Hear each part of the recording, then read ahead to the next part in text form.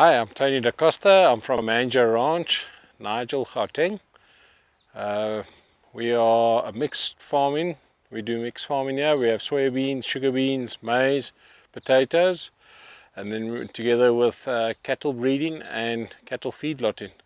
I've wanted to be a farmer since I could walk. So it's been my aspiration, my lifelong aspiration to be a farmer. And I hope I can carry on doing it until I can't walk. My grandfather came from Madeira to South Africa in the early 19th century. He came as a farmer. My dad's a farmer. I'm a farmer. My son wants to be a farmer.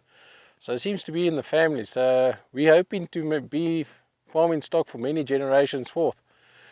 And to ensure that that happens, we have to maintain, we have to be sustainable, and we have to look after our environment. Otherwise our environment won't look after us. As you'll later see that our mill, we are very labour intensive farming operation.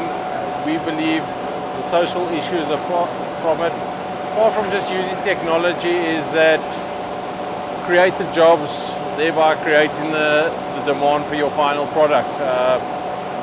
If the guys haven't got work, they haven't got money to buy the product, so there's no point in producing it. So there's a lot of social issues that we try and deal with, and that's why we maintain a philosophy that will always be a labour-intensive business. We have a social obligation to the people around us. By creating the jobs, you are creating income for the people to buy the products we produce. Thereby, we don't try and save on mechanisation. By not doing that, we're putting more money into the community. By training the people and giving them life skills, we have better people working for us. They understand the things a bit better.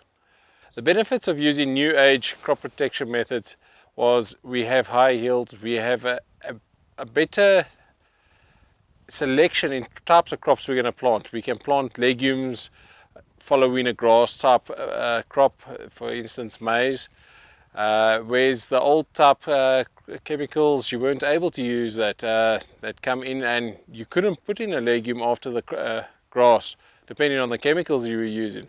Crop protection has definitely given us an advantage. With rising costs in agriculture, one needs to get your yields increasing all the time.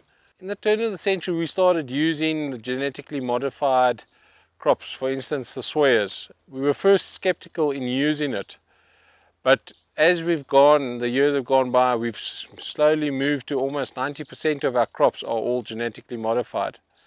The difference made is with the biotechnology is that the crop has its own built-in repelling system for the insects. Biotechnology for us makes management easier.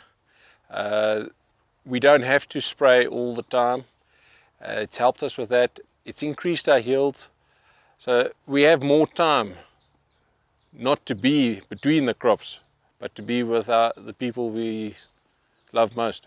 At Manja Ranch, we don't use farm seed.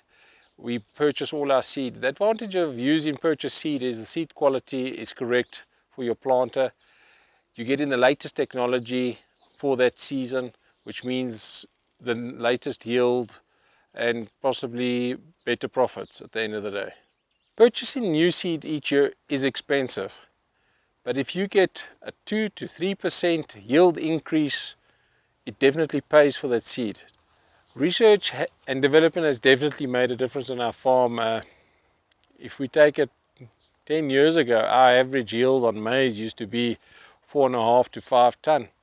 In the last 3 to 4 years, we've been averaging close on to between 6 and 7 tons, even ending up with this last season with 9 tons average. Sustainable agriculture is important. We live in a water poor country. We need to maintain our resources and use it to the best we can.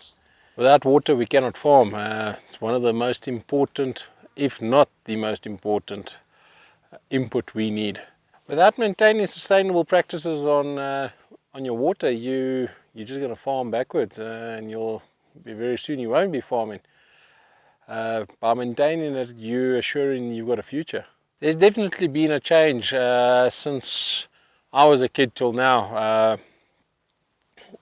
We can see it just in the bird life we have on our dams, it has increased.